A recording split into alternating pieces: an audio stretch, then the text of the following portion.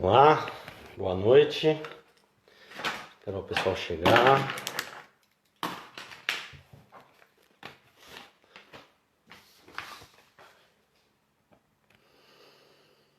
Boa noite, pessoal chegando.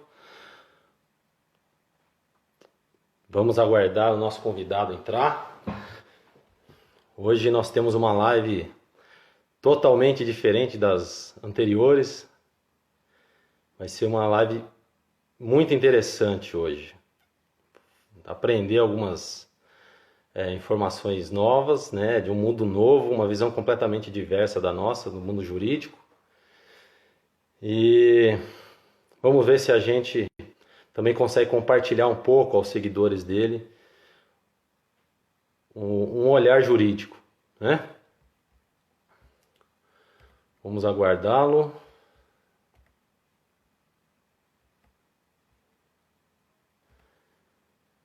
Vocês estão me ouvindo? O áudio está tranquilo?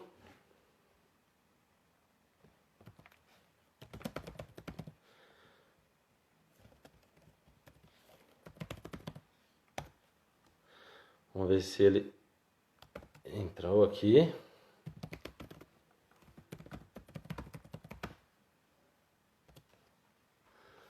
Vamos ver aqui. Vamos lá.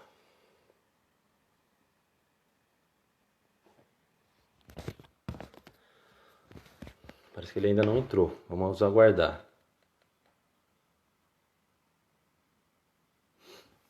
Será que eu entrei no perfil errado? Deixa eu verificar. Gente, eu vou desconectar aqui e vou conectar novamente, tá?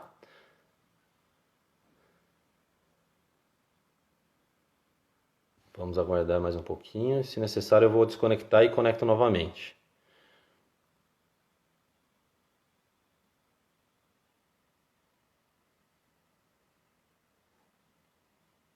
Ah, não, tá certo. Chegamos. Doutor Biossegurança. Doutor Jorge chegou. Vamos lá, doutor.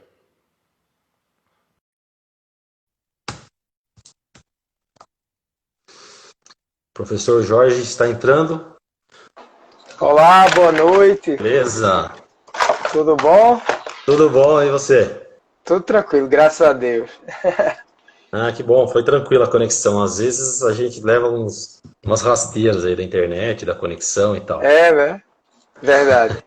Foi tranquilo.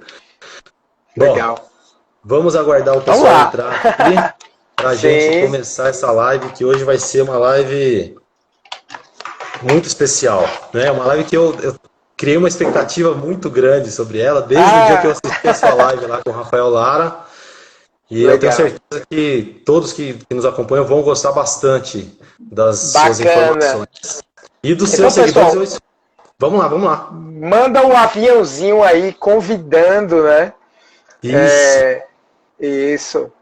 Manda um aviãozinho convidando o pessoal aí, que certamente a gente vai conversar alguma coisa que vai ser importante, né? Para você enquanto trabalhador, para você enquanto empresário também, né?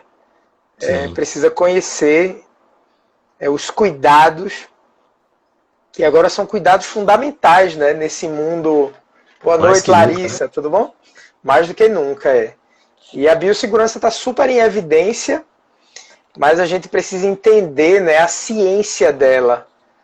Sim. Porque a proteção, ela é muito matemática, né? O meu orientador do doutorado, apesar de ser um doutorado na área da saúde, eu trabalhei com câncer, né? Câncer de tireoide, câncer de próstata. E ele dizia assim, Jorge, fora da matemática não há salvação. E ele quis dizer isso porque é muito subjetivo quando a gente não está no exato ali, né? E a biossegurança precisa muito também dessa ciência, dessa exatidão. Então, tem muita gente que diz assim, ah, Jorge, mas se eu usar isso, se eu fizer isso com a máscara, pode? Digo, olha, o fabricante diz que não. diz que a máscara dele, se você botar no sol ou se você molhar, ela perde a propriedade eletrostática, ela vai parar de reter as partículas. Não vai parar de reter tudo, não. Mas ela não vai mais reter aerosol, por exemplo. Então é muito exato isso, né? É muito matemático. Ou faz ou não faz, ou é ou não é. Sim. Então a gente ainda vê que as pessoas ficam naquela, né? De querer... Mas se eu fizer assim, se eu fizer meio certo... Então não tem o meio certo nesse caso, é o jeitinho. E aí eu vi que você fez um roteiro aí, né? E eu preparei umas imagens aqui para mostrar. Então vamos lá. Ótimo. Então, gente, deixa eu fazer uma apresentação rápida do nosso convidado. O professor Dr. Jorge Luiz é biólogo, mestre em patologia e doutor em biotecnologia. E ele tem um perfil no Instagram muito interessante, né, que se chama Doutor Biossegurança. Quem não segue, pode passar a seguir, que ele traz informações muito úteis, não só para quem atua na área de segurança ou quem atua na área da saúde, mas para toda a população. Em casa. Exatamente, em casa, para a nossa vida, né? E ele faz isso de uma forma muito leve, vocês vão ver aqui que ele consegue trazer conteúdo científico, né, sério, mas de uma forma leve, de uma forma agradável. Então, aqui antes de passar a palavra para você já começar a sua aula, eu quero só fazer aqui uma rápida introdução, tá? Para trazer o pessoal que está nos acompanhando para compreender a importância dessa nossa conversa aqui.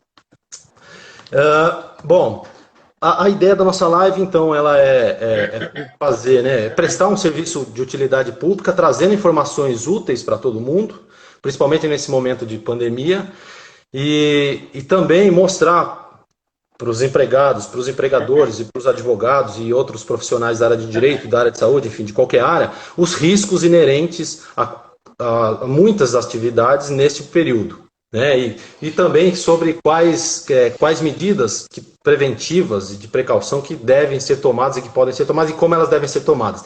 E só mais um ponto aqui. Para quem atua no direito e também para quem é empresário, né, a gente vai mostrar aqui hoje quais são os riscos de não se tomarem os cuidados possíveis. Tá? Altíssimos riscos. Então aqui, só para a gente mostrar, trazer alguns dados estatísticos rapidamente, e aí eu já passo a palavra. Tá? As doenças ocupacionais, as doenças relacionadas ao trabalho e os acidentes do trabalho são um problema extremamente grave de saúde no mundo inteiro. Tá?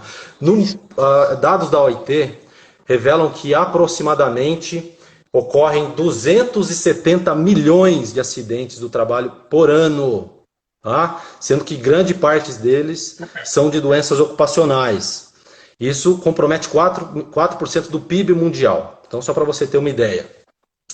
Morrem por dia 7.500 pessoas no mundo, por dia. É uma cada 15 segundos. Tá, por acidente do trabalho, sendo que a grande maioria por doenças. Então, assim, nessa nossa conversa aqui já morreram aí algumas pessoas por doenças ou acidentes de trabalho. Tá?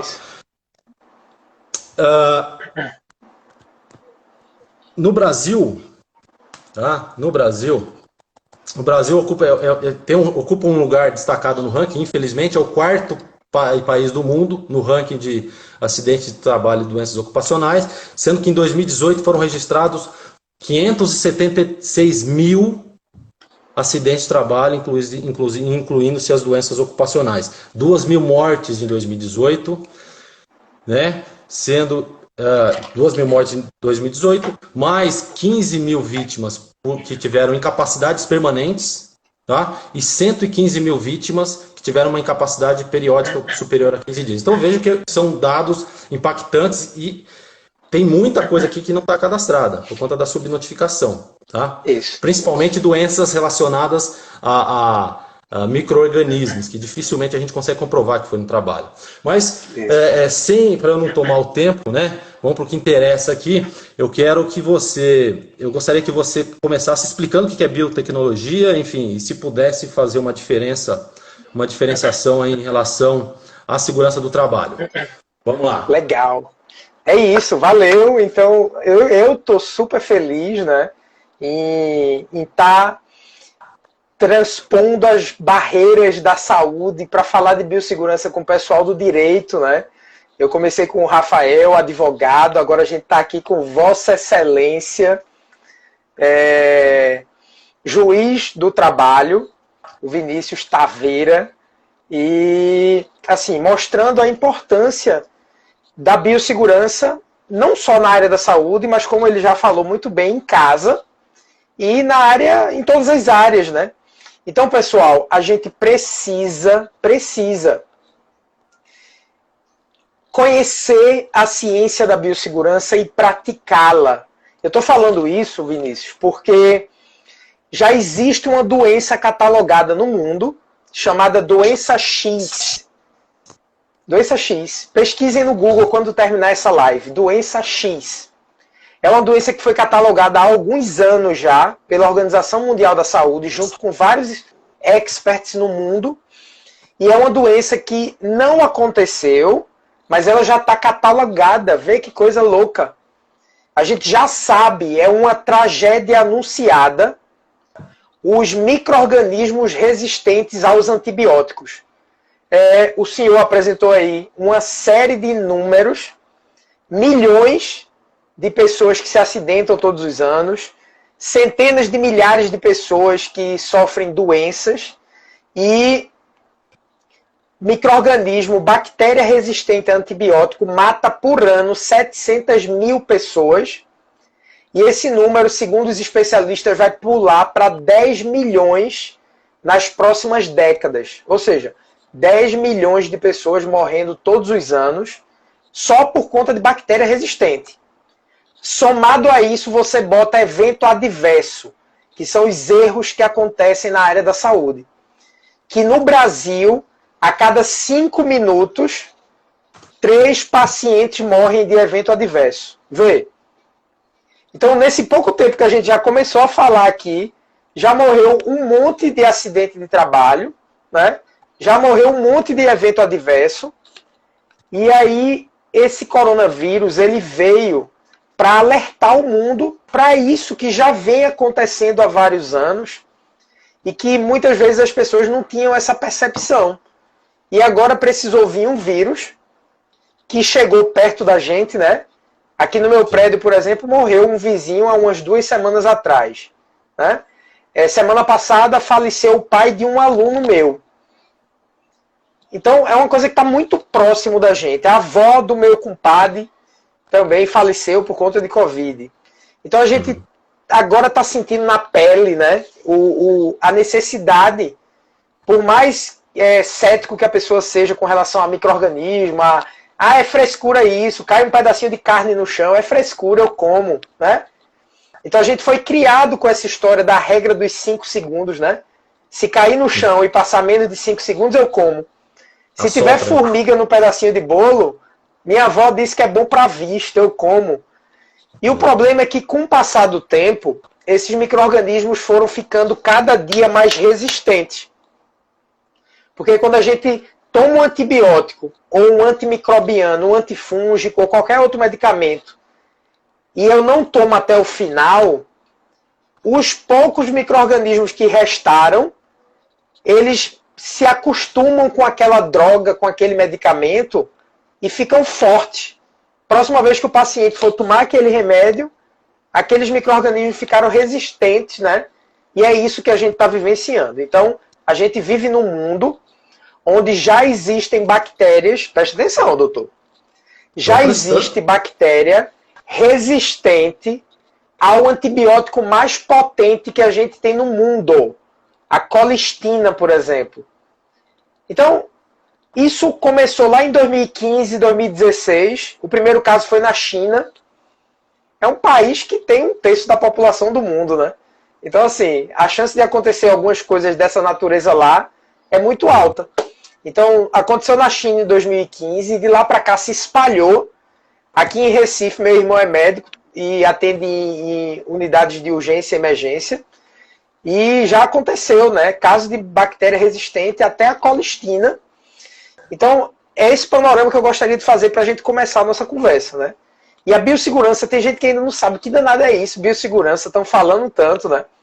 Biossegurança são uma série de cuidados, né, cuidados, normas, procedimentos para a gente elevar a qualidade do atendimento, proteger a saúde do profissional, proteger a saúde do paciente, do cliente, e também a gente tem uma área que cuida do meio ambiente, que são o gerenciamento do resíduo que é gerado na área da saúde. É relativamente novo esse termo. A gente começou a falar de biossegurança, até então, desde a Revolução Industrial, a gente só falava de segurança no trabalho, não é? Segurança ocupacional. Sim. Porque quando surgiram as fábricas, a gente, falando de segurança ocupacional, cuidado com a fábrica, menino, cuidado com esse equipamento aí, para não cortar teu braço, não é? Então a gente se preocupou muito com a área industrial, e aí, quem trabalhava na área da saúde, a gente tinha até aquela percepção de que, se o cara trabalha na área da saúde, se tiver algum problema com a saúde dele, ele já está no hospital. Então ali mesmo ele se trata, não é? E essa percepção foi afastando um pouquinho, foi postergando um pouquinho os cuidados que o mundo deveria vir tendo já com relação à biossegurança. E aí quando foi em 1970 e pouco, com o advento da AIDS, né? Um vírusinho que se espalhou numa pandemia também, espalhou-se pelo mundo, aí a gente ficou alerta, porque além dos cuidados com o equipamento para não cortar o braço, a gente precisava também se cuidar relacionado àqueles micro-organismos. Aí veio esse terminho bio, né? Da biossegurança, que é uma segurança relacionada a esse mundo microbiológico. Então, são cuidados necessários, fundamentais, que a gente precisa ter para um ambiente de saúde. E a partir do momento que os micro-organismos foram saindo do hospital, porque eles saíram, né? Antigamente eles ficavam restritos aos hospitais. E aí o paciente começou a fazer home care, começou a ser atendido em casa. E aí os cuidados com a saúde começaram a ser mais distribuídos, né? E as pessoas começaram a se tratar mais em casa. As cidades foram ficando cada vez mais próximos dos serviços de saúde, dos hospitais. E aí, imagina a vizinhança de um hospital. Um estudo feito recentemente lá em São Paulo encontrou bactéria resistente em casas próximas do hospital. Coisa que há alguns anos atrás a gente encontrava basicamente esses micro-organismos mais agressivos dentro do ambiente hospitalar. Porque lá tem produto químico mais, vamos dizer assim, um produto químico mais forte. Coisa que hoje a gente já tem o uso desses produtos fora do ambiente hospitalar. E assim, é um perigo. Tá entendendo o coice que a gente vai levar um pouquinho mais para frente? As pessoas tomando medicamento indiscriminadamente, tá muitas vezes induzindo resistência de micro-organismo aos antimicrobianos. A gente usando hipoclorito de sódio, a gente usando álcool, a gente usando quaternário de amônio, que antigamente era utilizado dentro do hospital, e agora tem, né, muita gente utilizando em casa. Então, esses micro-organismos, além de ficar resistentes aos antibióticos, aos antifúngicos, eles também criam resistência aos produtos saneantes. Na Austrália, há uns 2 anos atrás, um grupo de pesquisadores relataram que tinha bactérias ficando resistentes ao álcool A70. Álcool A70 a gente passa na mão e tá de boa, né não? Eu não me preocupo em ter que enxaguar minha mão, porque o álcool vai fazer mal para minha mão. Mas vai chegar um ponto que o álcool A70 não vai ser mais eficaz para esses micro-organismos. Aí a gente vai ter que começar a usar produtos que vão ser tóxicos para a gente. Vê que empreitada. Então é mais ou menos isso, esse alerta, né, que eu espero que todo mundo perceba que a gente precisa estar preparado. A gente precisa estar preparado, porque é algo que... Lembra que eu falei no começo da live, né? Meu orientador do doutorado disse o seguinte, né? Jorge, fora da matemática não há salvação. Ele quis dizer isso, que quando a gente quantifica as coisas, né? Quando a gente raciocina de forma mais exata, a gente consegue, né, determinar algumas situações de forma mais precisa. Sim. E uma coisa que eu estou falando aqui, eu não estou fazendo uma previsão, não. Eu não sou mãe de Iná, não, que estou adivinhando chuva, não. Precisamos estar preparados, porque os micro-organismos, não só o coronavírus, as bactérias que ainda existem aqui no mundo, os fungos que ainda existem, estão ficando cada dia mais fortes por conta desse excesso de produto químico e por conta dos medicamentos que as pessoas estão tomando indiscriminadamente. Sim. E me diz uma coisa, deixa eu aproveitar já que você fez essa introdução e mostrou pra gente a importância da biossegurança. Você, como um professor, né, nessa área, você vê que depois de passar dessa pandemia, se é que ela vai passar num curto, médio espaço de tempo, você acredita que a gente não volta mais até aquela vida tranquila de poder, enfim, ir no estádio, ir no show, festas, etc. A gente vai ter que manter essa rotina de limpeza, limpeza excessiva, utilização de máscaras, etc., desinfecção de produtos que entram em casa, isso pro resto da vida? Vinícius, eu comecei sendo professor numa escola técnica. Uhum. E aí eu ministrei a disciplina de biossegurança num período e ensinei para uma turma de umas 20 e poucas pessoas, biossegurança. Isso há, sei lá, quase 10 anos atrás. E aí quando foi no período letivo seguinte, uma estudante, quando me encontrou na recepção da escola, quando ela me viu de longe, ela já entrou gritando: Jorge, seu peste! Eu digo, vixe Maria, que foi isso, Flávia? Eu lembro o nome dela até hoje. Que foi isso, Flávia? Que brabeza é essa que tu tá? Senta aqui, vamos conversar. O que foi?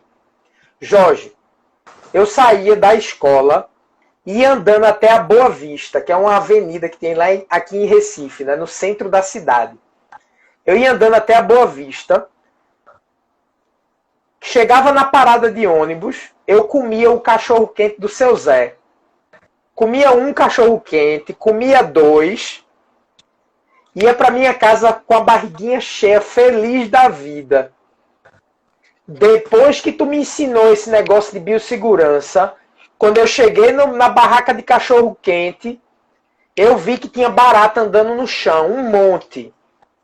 Eu vi que a carne do seu Zé era meio verde. E eu vi que seu Zé pega no dinheiro e pega no pão. Pega no dinheiro e pega no pão. O que foi que aconteceu com Flávia? Seu Zé sempre pegou no dinheiro e no pão. Sempre teve barata no carrinho do cachorro-quente. E Flávia já estava comendo cachorro-quente há anos. O que foi que a partir daquele dia que ela aprendeu biossegurança aconteceu na cabecinha dela? Ela despertou, abriu. O que vai acontecer, por exemplo, hoje com muita gente. Que a gente está aqui falando com o juiz do trabalho e muita gente que é pequeno empreendedor, muita gente que tem uma empresa, vai abrir o olho e vai dizer, meu Deus, eu posso levar uma multa se eu não fornecer um equipamento adequado para o meu colaborador, não é não? Eu posso, inclusive, ser preso. Estou falando besteira ou não?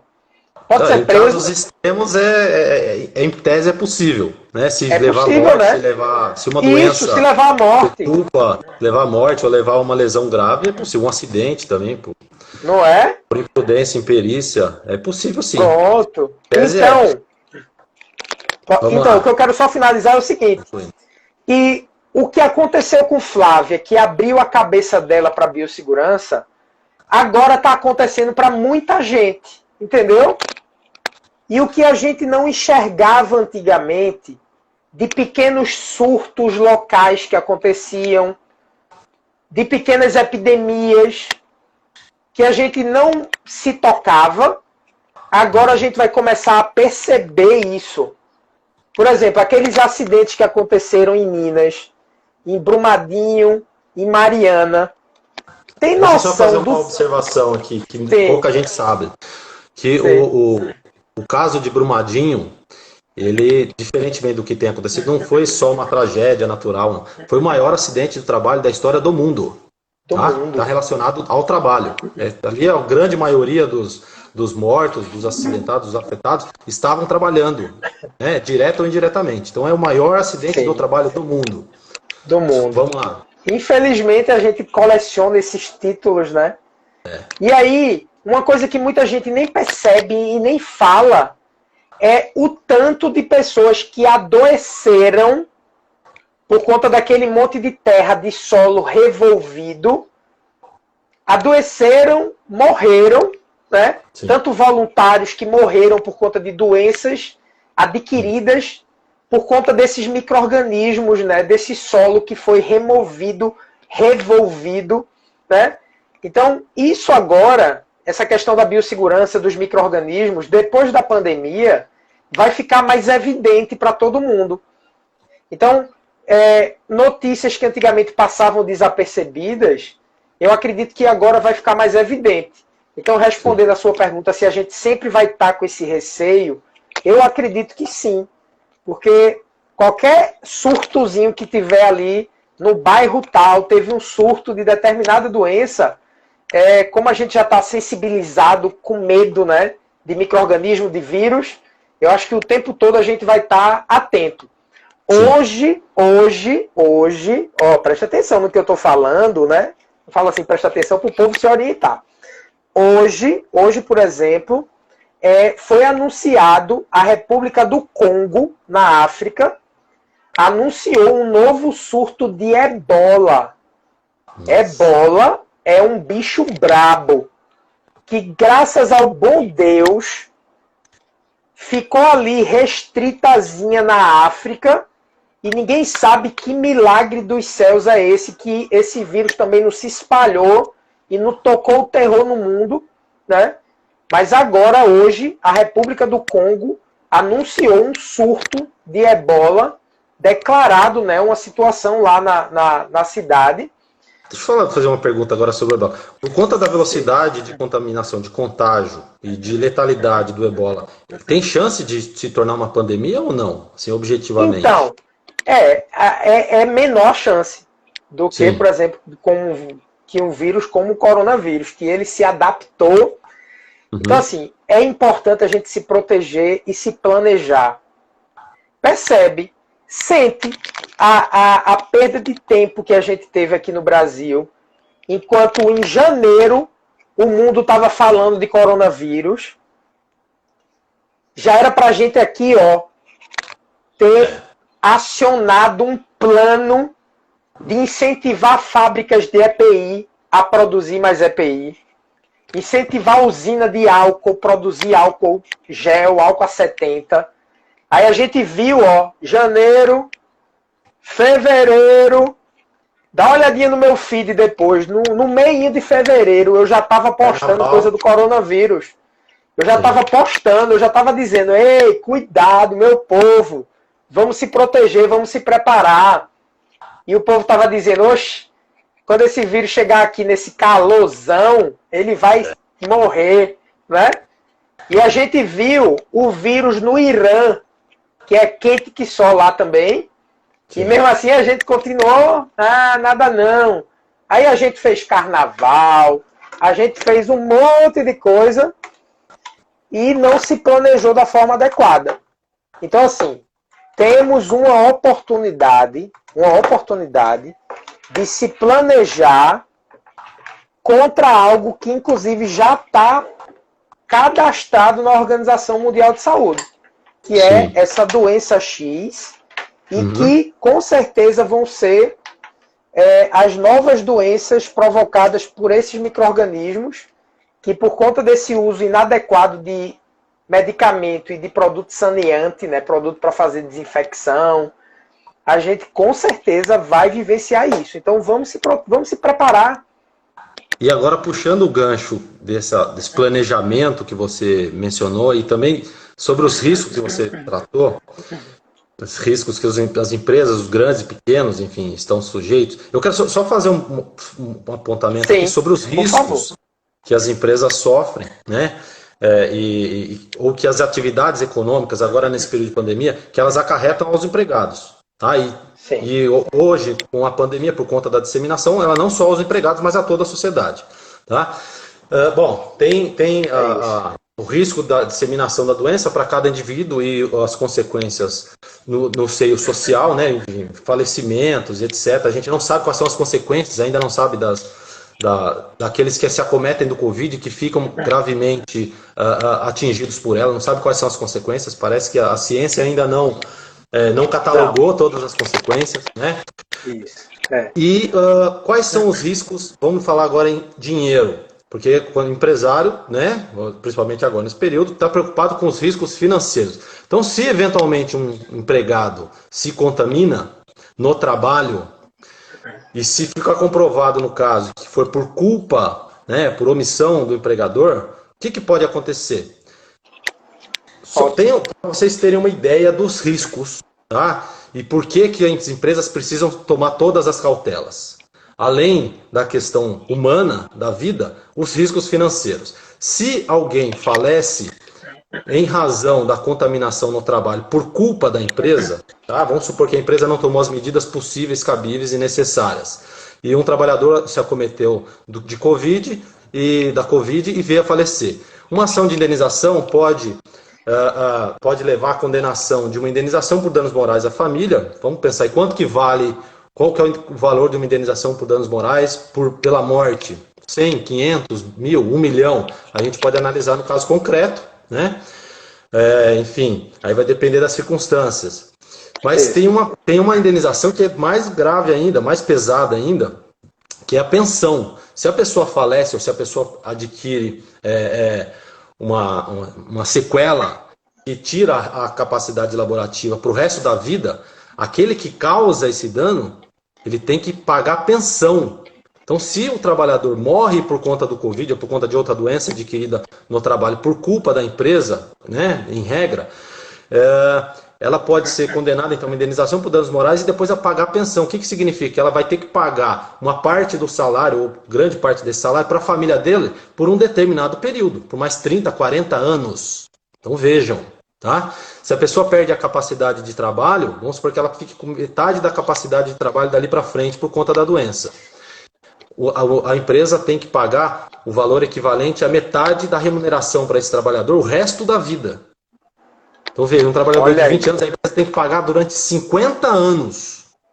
Tá? Aproximadamente, fazendo uma projeção média de expectativa de 70 anos. Mas pode ser que ele viva 90.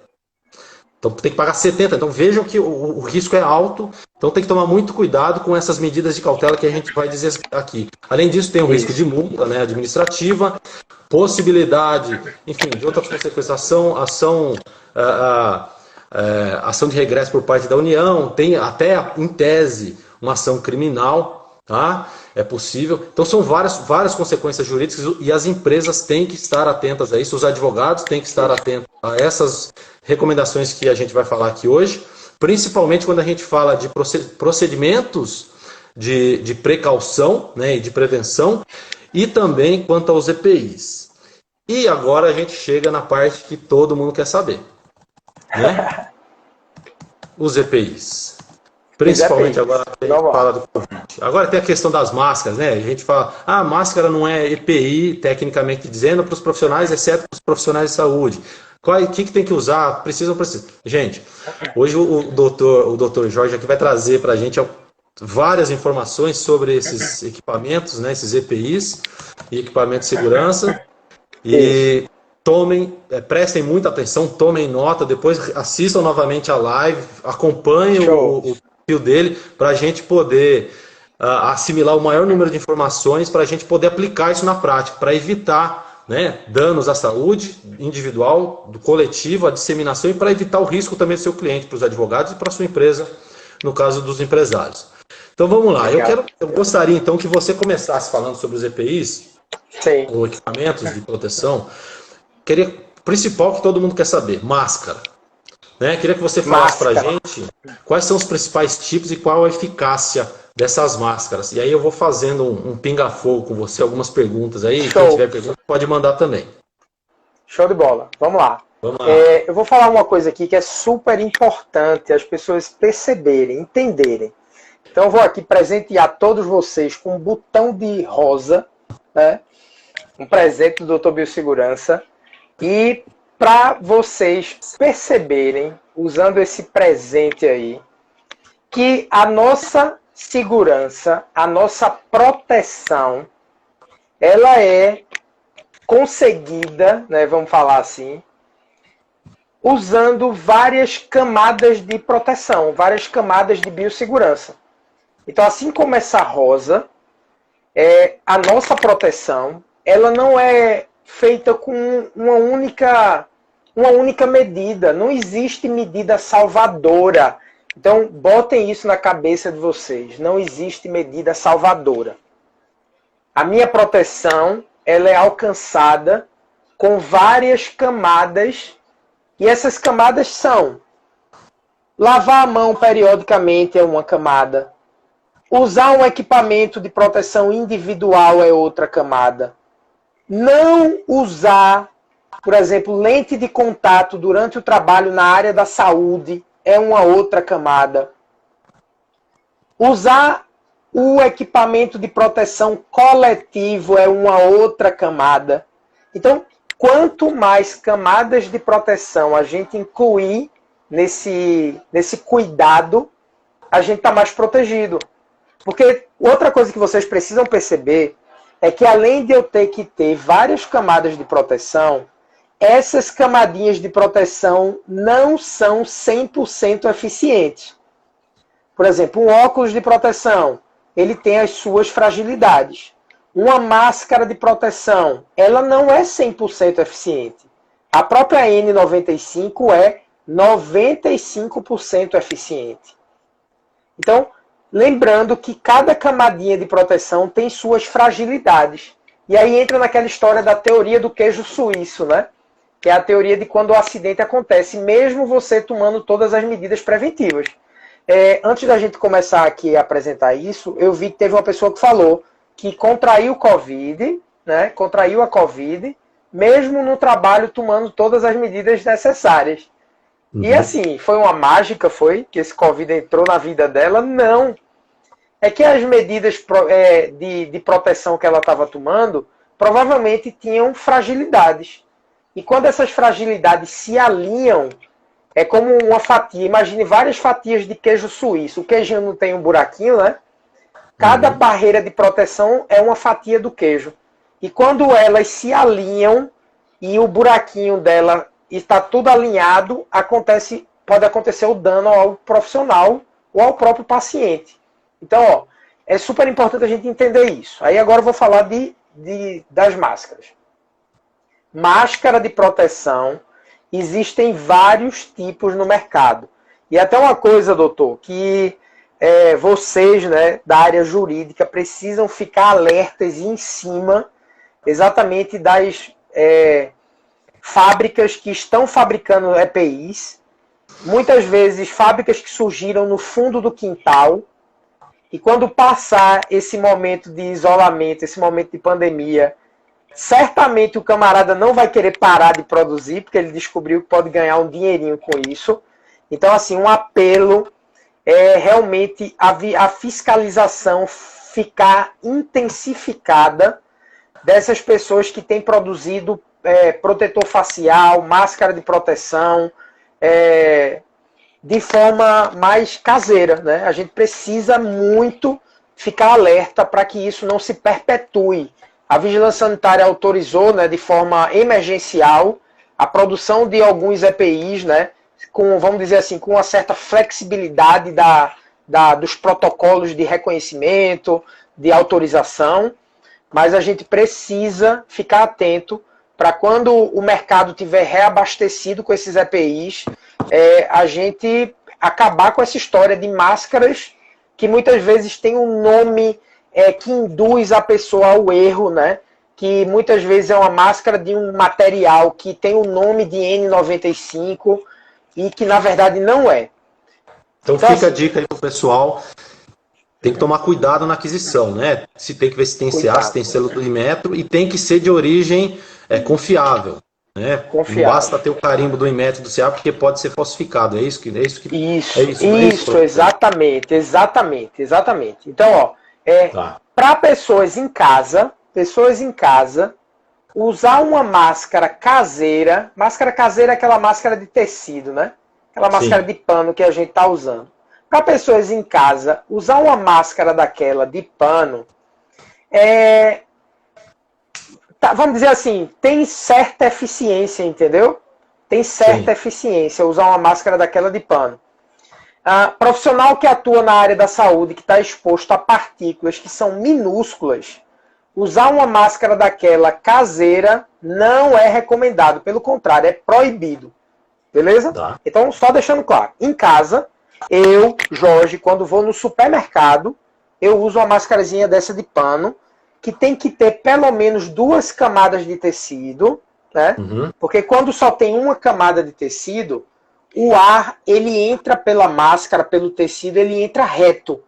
Sim. Quando eu boto 2 camadas de tecido, pelo menos 2, o ar, quando passa pela primeira camada, ele é meio que desviado e ele faz um movimento helicoidal. Então, aumenta a chance dessa partícula ser barrada na segunda camada da máscara, né? Então, assim, é um princípio físico. Tem que ter TNT, essa máscara? Ou não precisa? Então, essa caseira não, ela pode ser de pano, tá? Sim. Lembrando que ela não é essas eficiências todas.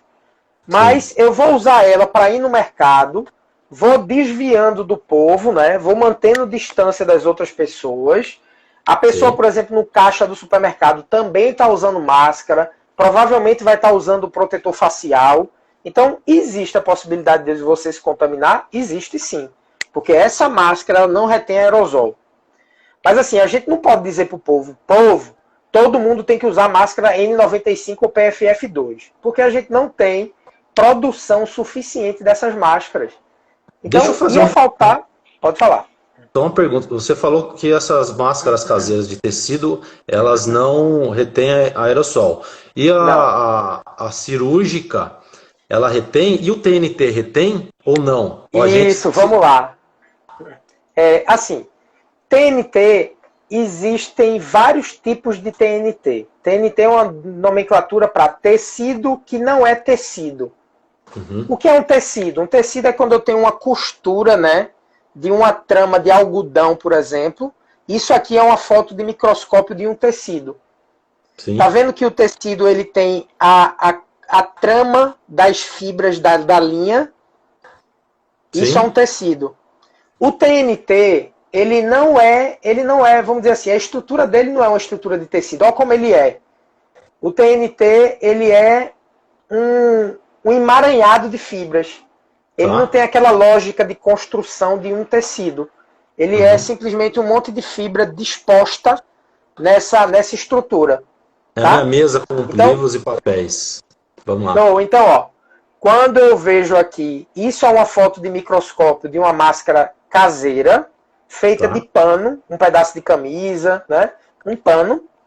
E isso é uma foto de microscópio de uma máscara de TNT, que tem várias camadas de TNT. Tá vendo a diferença? Sim. O tamanho? Pronto. Isso aqui não retém aerosol. Aerosol é uma partícula muito pequena, que até essa máscara cirúrgica, também, em tese, ela também não retém aerosol. Tem algumas máscaras cirúrgicas de uma qualidade tão grande que essas 3 camadinhas dela consegue até reter a nível de aerosol, entendeu? Mas o que é recomendado oficialmente para aerosol são esses 2 tipos de máscara no mínimo. Por que no mínimo? Porque a máscara N95 ainda existe a N99. Sim. Então é melhor a N99. Mas é difícil a gente achar a N99. Então, no mínimo a N95 ou PFF2. Não são iguais. Elas são equivalentes. Entendeu? Tá. Equivalente, vamos lá. Uma Ferrari e uma Lamborghini são equivalentes, não são?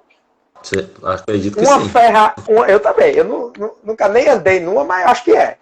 Então, uma Ferrari não é equivalente com um Fiat Palio, não é. Então pronto, a máscara caseira é um Fiat Palio e uma Ferrari é uma N95.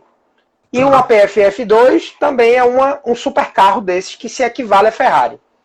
Sim. Diferença, N95 é uma máscara que tem eficiência mínima de 95%. PFF2, máscara que tem eficiência mínima de 94%. 95% e 94%. Então são quase a mesma coisa. Não são iguais. Vê que interessante. Essas aí elas são recomendadas para quem? Para profissionais de saúde? Essa é para aerosol. Essa é para reter aerosol. Tá. Normalmente a gente só se preocupa com aerosol, que o aerosol vai me fazer mal. Aerosol infeccioso. Entendeu? Um aerosol de outras partículas, obviamente, se eu ficar respirando uma partícula muito pequenininha de gesso, eu vou ter um problema de respiração, um problema pulmonar. Certo. Mas se eu respirar uma partícula que tem um agente infeccioso, aí eu vou ter uma infecção. Sim. Então essas máscaras elas foram desenvolvidas focando na área da saúde. Se você vai trabalhar com produto químico, com gases, aí a gente já tem outro tipo de máscara. Máscara que gás, né? Por exemplo, máscara para gás. Aí eu já vou usar essas máscaras aqui, ó. Sim. Máscara para produto químico. Produto químico. Eu vou usar uma máscara dessa, ó.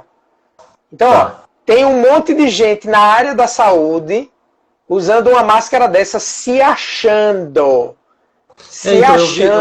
Eu dei uma olhada na internet. Uma dessa eu vi aqui, que ó. tem uns respiradores. Isso aí, tem uns respiradores que supostamente seriam eficazes para reter. Então, ó, imagina o ambiente contaminado do ambiente de saúde que tem muita partícula no ar, não é? Agora imagina essas partículas se abrigarem nesse monte de estrutura que eu tenho dessa máscara. Eu vou conseguir fazer uma desinfecção adequada dessa máscara? Difícil. Dificilmente, muito difícil. A gente considera assim que não é possível. Por isso que esse tipo de máscara ela não é adequada para ambiente de saúde. Por isso que a 3M, por exemplo, aquela indústria multibilionária, trilionária, gastou milhões, bilhões de dólares para desenvolver, e isso é a obra de arte. A obra de arte, a Mona Lisa da 3M é isso aqui. Né? É uma máscara N95.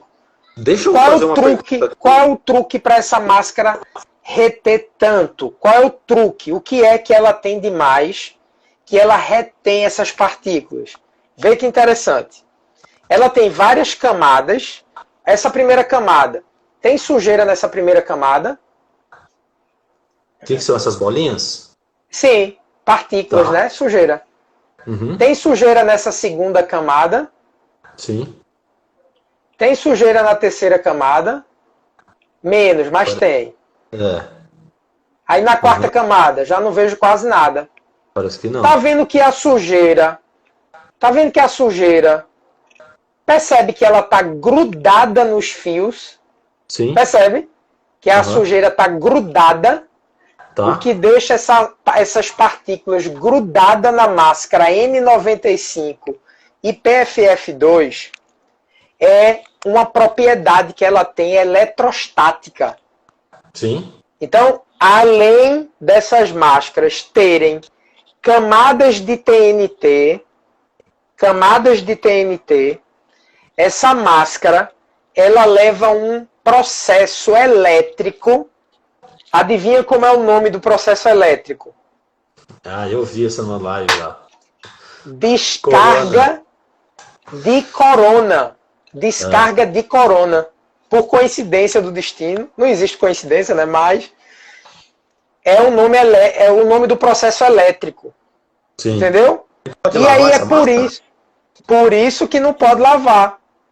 Tá. Por isso que quando eu molho algo que tem propriedade elétrica, eu tiro essa propriedade elétrica. Entendi. E a máscara que retinha 95% de partículas, quando eu lavo ela, eu tiro a propriedade elétrica e ela passa a reter 50%, 40%. Vamos voltar aqui às máscaras caseiras aqui, que é o que Bora, o pessoal vai. mais tem utilizado. Tá. De quanto tempo que tem que trocar? Se puder ser rápido para a gente tentar avançar um pouco Tá, nas perguntas. vamos lá. Máscara Caseiras, caseira. quanto tempo e quantas por dia, mais ou menos, uma jornada de 8 Tá. horas? Qualquer tipo de máscara, a gente deve trocar ela quando ela ficar úmida. Tá? As N95 e PFF2, porque a umidade interfere na eletrostaticidade dela. E a caseira, quando ela fica úmida, a fibra do algodão que forma essa malha, ela também sofre interferência. Então a Anvisa lançou recentemente uma nota técnica autorizando pessoas que estão trabalhando em serviços essenciais usar máscara caseira por até 3 horas.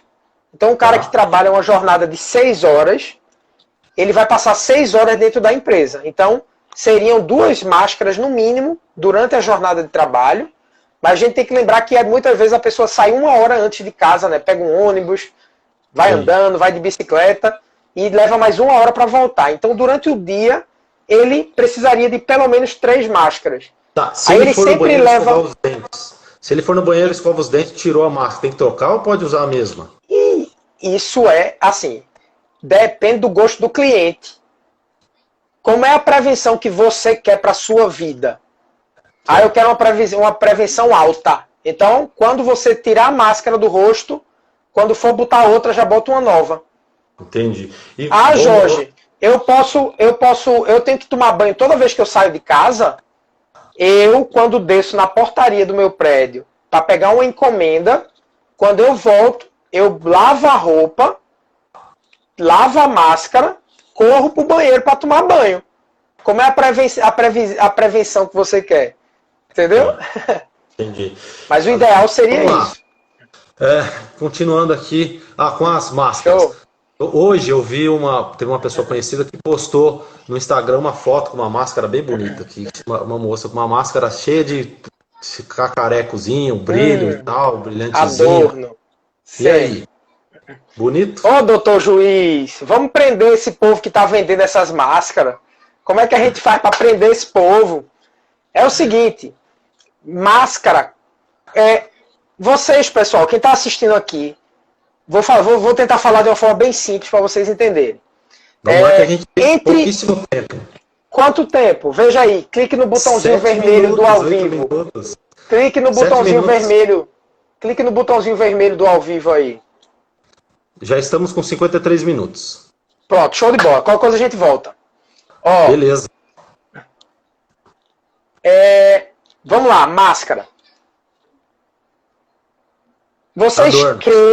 Vocês creem que entre eu aqui e o meu celular tem ar, não tem? Eu estou respirando.